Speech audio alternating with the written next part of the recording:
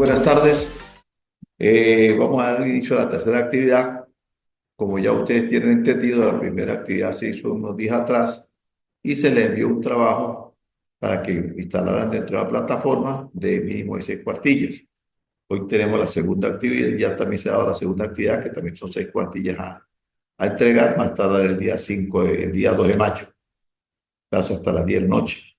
Y esta tercera actividad tiene plazo para entregar el día 7 y que va a ser un video que puede tener de 8 a 10 minutos o muchos minutos más si ustedes lo desean. ¿Qué va a tener el contenido de este video como la tercera actividad? Van a reflejar lo que ustedes vieron en la primera actividad, lo que vieron en la segunda, van a hacer mención sobre lo que vamos a tratar ahorita en esta actividad y van a hacer unas conclusiones a modus propio, donde ustedes puedan dar rienda suelta a su pensamiento y hacer una autocrítica sobre lo que es el derecho internacional, sobre las funciones que cumplen las organizaciones a nivel internacional, sobre los convenios que existen en una cantidad de países y si requiere una modificación y si cree usted que está cumpliendo a cabalidad con todo lo que se hace a través del derecho internacional, si se vulneran los tratados internacionales en la parte humanitaria, si se vulnera la parte social, si se vulnera la parte política, si se vulnera la parte de seguridad jurídica de los estados. Todo eso lo van a tocar ustedes en su respectiva exposición que van a tener a bien hacer.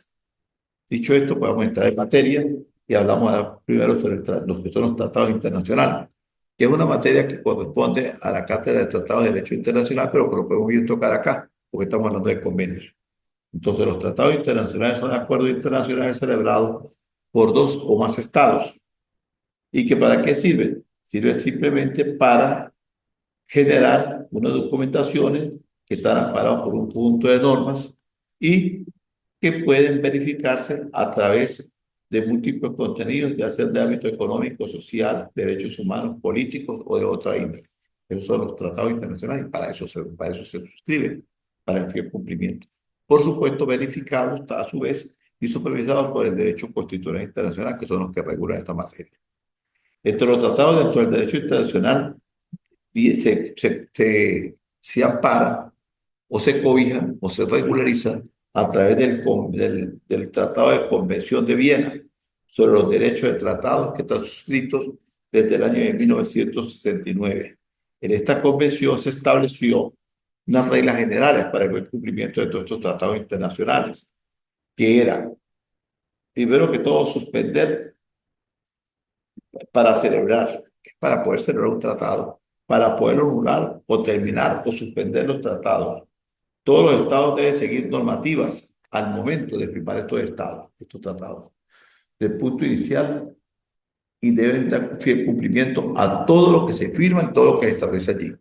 Existen los tratados que son supraconstitucionales, o sea, que van a la par de nuestras constituciones de cada estado y que son de fiel cumplimiento. Algunos tratados, independientemente que el Estado que quiera derogar el mismo lo pudiese hacer, pero tiene que tener un lapso para que el mismo venza y así se diga, no voy a estar más en este tratado que he suscrito, tiene un lapso para que el tratado venza y mientras que vence ese lapso, pues tiene que darle cumplimiento a determinadas normas que se firmaron cuando se hizo la firma del mismo. Los estados, por supuesto, también se clasifican. ¿Por qué se clasifican? Porque son sujetos propiamente dichos de orden jurídico internacional. El Estado se define en la Convención Panamericana de Montevideo en 1933. Si usted se puede ver, todo tiene una cantidad de normas de tratados, por cuanto existe una cantidad de elementos para la firma de estos tratados y que están establecidos para nuestro continente a través del Convenio Panamericano de Montevideo, que fue suscrito en 1933. Y entre esos tratados, entre esos convenios, existen cuatro funciones que son fundamentales. Uno, que es el elemento como tal. ¿Cuáles son? Primero, la población que componga el Estado. Segundo, la territorialidad determinada del Estado. La cantidad de proporcionalidad de tierra con metros cuadrados. El tipo de gobierno que tenga ese Estado firmante y la capacidad de entrar en relaciones con otros Estados. Esto es muy importante porque ustedes podrán entender que hay estados que están bloqueados. ¿Por qué están bloqueados? Porque son estados que son dictatoriales y que tienen unas ideologías políticas que no son compatibles con la mayoría del mundo. entonces se le generan bloqueos internacionales. Entonces, esos estados, independientemente de una población, independientemente de un territorio determinado, pero el gobierno que tiene no encaja dentro de la mayoría del globo terráqueo, entonces son estados que pueden estar con una capacidad de estar bloqueados o que puedan tener la relación para tener tratados con otros estados. Eso es muy importante que tenemos que tomar en cuenta.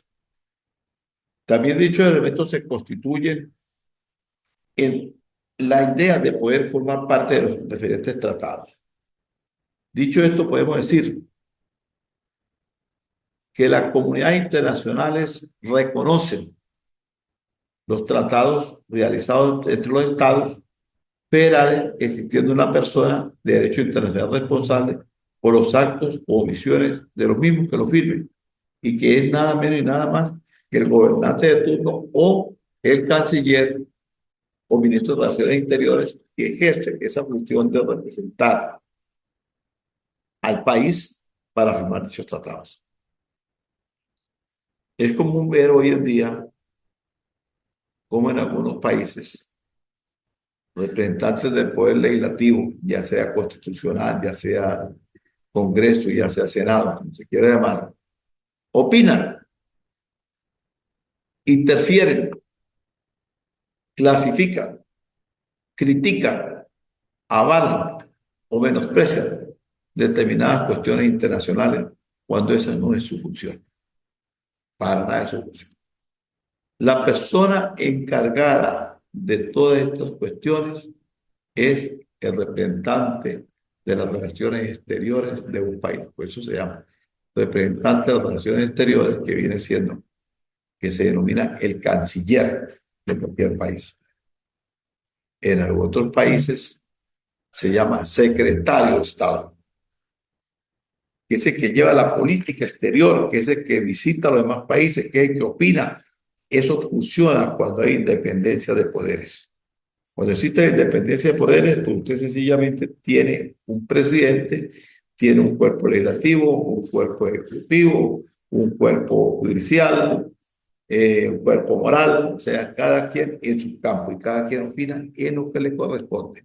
Pero cuando no hay independencia de poderes, pues eso se vuelve como un circo y cada quien quiere interferir y dar opiniones que en realidad no le corresponden.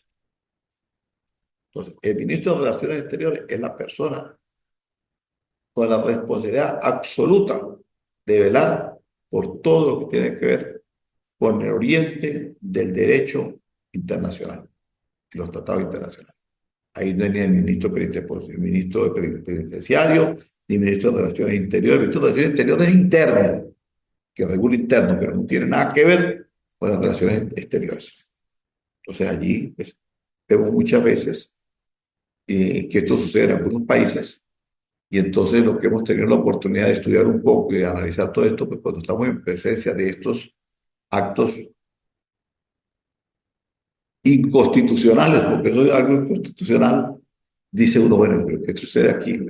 Fulano opina y el otro dice y el otro critica. Y el canciller no habla. Entonces uno llega a una enfermedad que no le permiten hablar, será que no le han dicho que tiene que decir. Entonces esa es la importancia de la representación diplomática. Por eso siempre en los tratados y en el derecho internacional se dice que se fundamenta a través de la diplomacia y de la transparencia en beneficio de todos los ciudadanos, velando sobre todas las cosas el desarrollo político, social y económico y el derecho humanitario. Dicho esto, pues también vamos a clasificar lo siguiente. Existen cuántos tipos de estados. Desde el punto de vista de la estructura, los estados han sido clasificados entre estados simples y estados compuestos. ¿Qué podemos definir un estado simple? Son aquellos que las relaciones internacionales se presentan en forma individualizada como consecuencia de su estructura individual interna, de tipo unitario. Ejemplo, ¿cuáles son los estados simples? Los estados simples son Venezuela, como Venezuela, Francia, Estados Unidos. Ejemplo, las principales figuras del estado compuesto son la unión real, la unión personal, la incorporación, la federación y la confederación. Estas comprometidas, dos con más soberanía, pero desde el punto de vista de esta relación exterior, actúa como una sola. Entonces estamos compuestos. Lo que está, cuando hay realeza, monarquía, en el caso de España por lo menos, tiene un rey, el de Inglaterra, y tiene un primer ministro. Entonces ahí hay una correlación que no es simple, sino es algo que ya es como compuesta, porque son dos criterios que se manejan, el criterio de la monarquía y el criterio del secretario de Estado, el secretario presidente del gobierno español, por ejemplo, en este caso, y el rey. Entonces ellos comprueban, se dialogan y sacan ciertas políticas que van en desarrollo político, social y económico de la nación. Está también la unión personal, que es una unión de dos o más estados a través de un vínculo personal del soberano, y se da el caso cuando las leyes sucesorales de los dos países elevan al trono a una misma persona.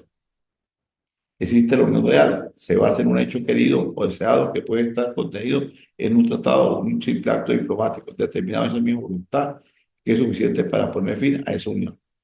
Entonces, donde todo debe prevalecer siempre el Estado plenipotenciario como tal para el desarrollo de las políticas de tratados internacionales. Dicho esto, vamos a tocar un tema más que traía por acá para que ustedes puedan profundizar en el conocimiento del derecho internacional y puedan también ir sacando para procesos de investigación, para realizar el video y unas preguntas muy sencillas para que puedan ir compenetrándose con el tema. Hay delitos dentro del derecho internacional. Si hay delitos. Por lo menos, ¿cuáles son los delitos internacionales? Por ejemplo, el asesinato, el exterminio, la esclavitud, la tortura, la violación, la prostitución o el embarazo forzoso, el secuestro y la desaparición forzosa de personas y otros actos inhumanos de carácter similar que causen intencionalmente grandes sufrimientos o atenten gravemente contra la humanidad. Estos delitos en el derecho internacional y yéndonos a la parte penal, son considerados delitos de lesa humanidad y que son perseguidos por una policía que se creó hace mucho tiempo, que es la Policía Internacional, y que en algunos países también le han dado otra terminología más política que la policía como tal, que es la Interpol, y que tienen una corte penal internacional, que es la que regula todos estos delitos de lesa humanidad. Porque vuelvo a repetírselos, entre esos tenemos, este tipo de delitos tenemos el asesinato, más que todo desde el punto de vista político. El exterminio, exterminar una población, generar un caos total, como el caso de lo que está sucediendo en los países árabes entre Gaza y Israel, y donde Netanyahu, el primer ministro israelí, tiene orden de captura por parte de la Corte Penal Internacional. Entonces, cuando uno ve esto que sucede a través del derecho internacional, se hace una pregunta, ¿y la Corte Penal funciona de manera independiente para analizar? El embarazo forzado, más que todo, sucede en personas, mujeres detenidas en cautiverio, más que todo desde el punto de vista por cuestiones políticas y algunos intereses que lesionan al gobierno de turno. Y entonces son objetos de torturas, de violaciones dentro de los calabozos, todas las mazmorras donde puede estar. Entonces son delitos ya que son perseguidos a nivel mundial. En este tipo, a nivel interno, pues también son actos de violación, pero estamos hablando de lo que se convierte en delito de lesa humanidad por fuera. También tenemos sobre secuestro de personas, las desapariciones forzosas, personas que de repente piden asilo, están en un país y allá van y nos sacan de una desaparición forzada o forzosa y después aparece que lo mataron, es desaparición. También son actos que se convierten en actos inhumanos que causan grave sufrimiento y violación de normas internacionales, de tratados internacionales y por eso se consideran delitos de lesa humanidad. ¿Qué es un delito internacional? Es un delito que se encuentra clasificado dentro de los géneros de crímenes contra la humanidad y este se puede entender como cualquier acto cometido con la intención de destruir total o parcialmente a un grupo nacional, étnico, radical o religioso y político, que ahora hay que agregarlo, porque esto fue escrito hace ya un poco de años atrás y se habla de los crímenes que pudieran ser grupos nacionales, étnicos, racial o religioso o desde el punto de vista político, que los famosos perseguidos políticos o presos políticos. A medida que va avanzando el desarrollo mundial, va saliendo una cantidad de delitos que van formando parte también ya del derecho. Y hace años, pues, ¿qué se iba a pensar que fuese a existir los delitos de la delincuencia organizada? O fuesen a existir delitos cibernéticos o delitos a través de las redes sociales. Y todo eso se ha ido desarrollando a través del tiempo. Y hoy en día, pues, son también incluidos los delitos o las desapariciones forzosas o asesinatos del punto de vista de perseguidos políticos.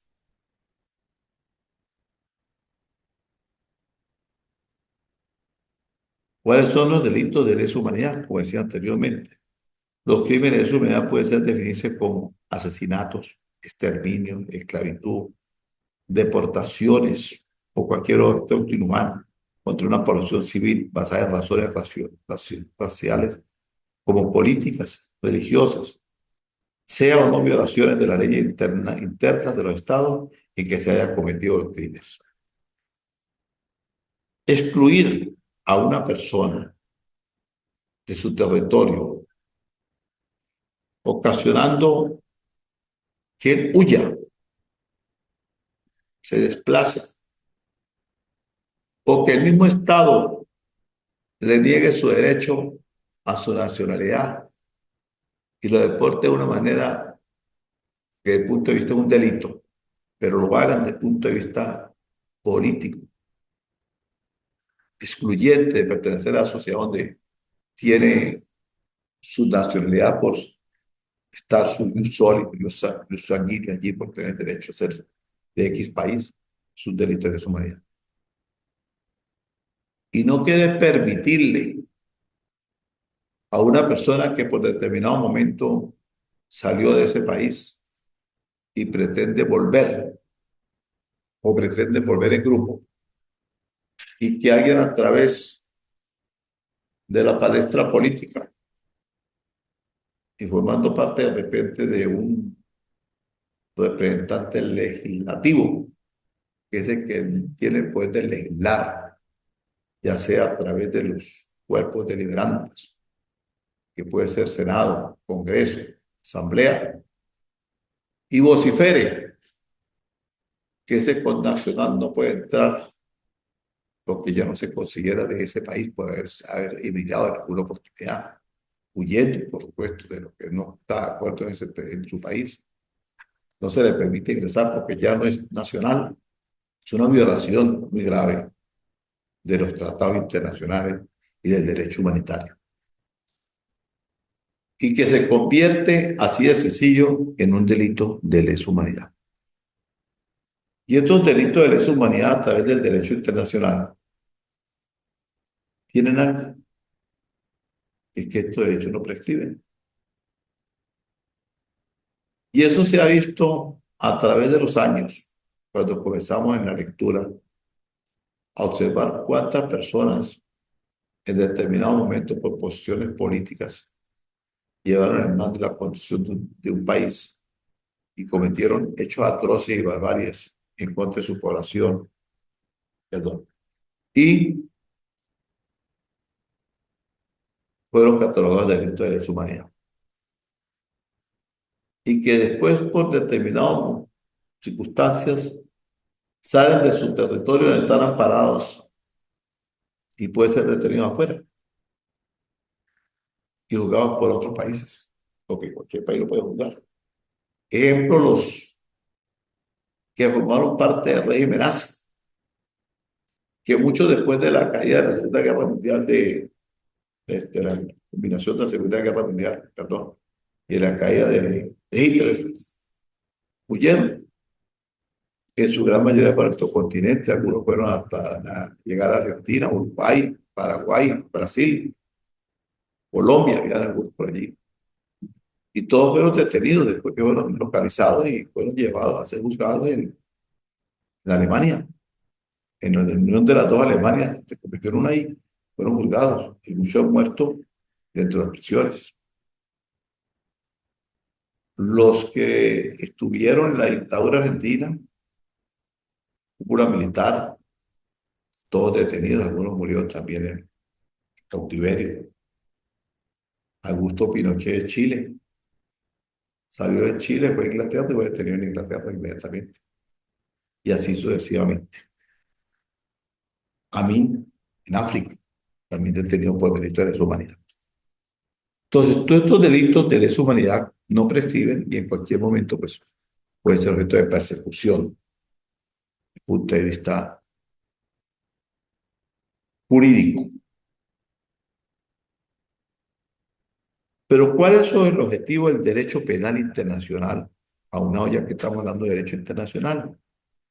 El derecho penal internacional es la rama del derecho por la cual se prohíben ciertas categorías de conductas consideradas como delitos graves y se regulan procedimientos para la investigación, el enjuiciamiento, el castigo de esas categorías de conducta y se considera que una persona que perpetre uno de esos delitos debe ser sancionado por la Corte Penal Internacional.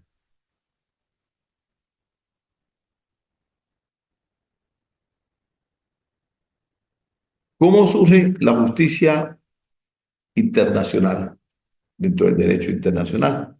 La Corte Internacional de Justicia fue creada en 1945 por la Carta de las Naciones Unidas y comenzó a funcionar a partir del año de 1946 y sus 15 magistrados son elegidos por la Asamblea General y el Consejo de Seguridad. Cumple mandatos de 9 años.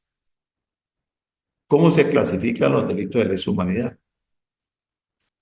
A, asesinato; B, exterminio; C, el sometimiento de esclavitud; D, deportaciones; E, otros actos inhumanos cometidos contra cualquier población civil antes de la guerra o durante la misma; F, la persecución por motivos políticos, raciales o religiosos y la ejecución de los crímenes que sean competentes; D, ser juzgado por delitos internacionales penales.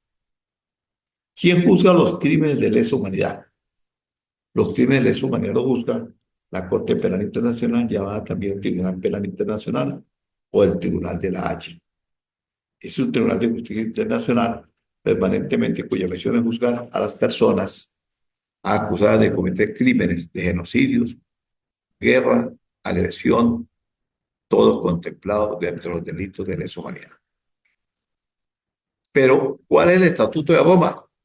El Estatuto de Roma fue adoptado por la comunidad internacional el 17 de julio de 1998 en una conferencia diplomática celebrada en Roma. El estatuto dispone la creación de una Corte Penal Internacional permanente con competencias sobre los crímenes de genocidio, crímenes de lesa humanidad y crímenes de guerra. ¿Qué países no fueron parte del Estatuto de Roma? Durante el transcurso de la mencionada conferencia hubo 3 naciones que se bloquearon e hicieron inesperada causa común contra la firma de este tratado y que no forman parte de la Corte Penal Internacional, que son Estados Unidos, Israel y China. Los gobiernos estadounidenses e israelitas firmaron como mera formalidad, pero nunca ratificaron el tratado. China sí nunca firmó.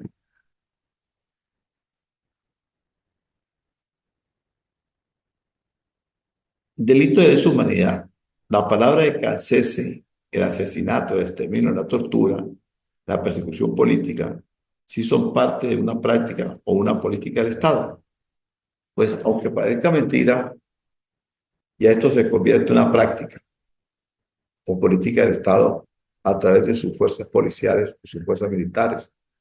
que bien se pudieran llamar las fuerzas del dominio, del exterminio, perdón, donde el Estado, por su gobernante, quiere tener subyugado a una población y ser vejada por no compartir determinados criterios de los que gobiernan.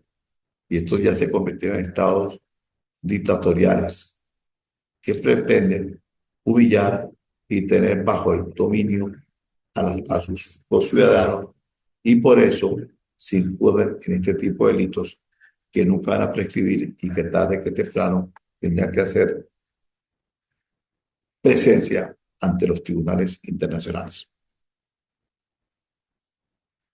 Vamos a seguir aclarando un poquito más el derecho penal internacional para que ustedes vayan tomando en cuenta. Vamos a hablar sobre la prescripción de los delitos de lesa humanidad. Los delitos de lesa humanidad, de genocidio y los delitos contra las personas y bienes protegidos en caso de conflictos armados no prescriben en ningún caso. Tampoco prescriben los delitos de terrorismo, si hubiera causa la muerte de una persona. ¿Cómo se castigan los crímenes de lesa humanidad? Pues los crímenes de lesa humanidad tienen también sus penas y que son impuestas por la Corte Penal Internacional y que a su vez en determinado momento obligan y sentencian al Estado a indemnizar cuando es por delitos políticos, a indemnizar a los familiares de aquellas personas que fueron víctimas de esos asesinatos, de esas desapariciones forzosas. Son sentencias que tienen que cumplirse y que a través de los tratados internacionales, a través de la Constitución, del derecho constitucional internacional, tienen que ser de fiel cumplimiento. Hay algo que sucede con el tráfico ilícito de personas, que es el cruce de una frontera internacional, mientras que la trata puede tener lugar dentro de las fronteras nacionales. Además, la trata interna es el trato ilícito, no incluye necesariamente actos de fuerza, coacción, engaño o abuso de poder. Eso cuando hablamos de trata de personas, ¿no? Hay una cuestión que es trata interna y trata externa. Y tenemos también el tráfico de la droga. Sin embargo, la Sala Constitucional en Venezuela ha considerado en sentencias reiteradas que los delitos de drogas son de lesa humanidad y que es deber del Estado proteger a la colectividad de un daño social como es la salud emocional y física de la población, y es motivo a ello que de conformidad con el contenido de la Carta Magna. Sin embargo, dentro de los estatutos de Roma no aparece el tráfico de drogas, pero se ve actualmente como un delito contra la sociedad.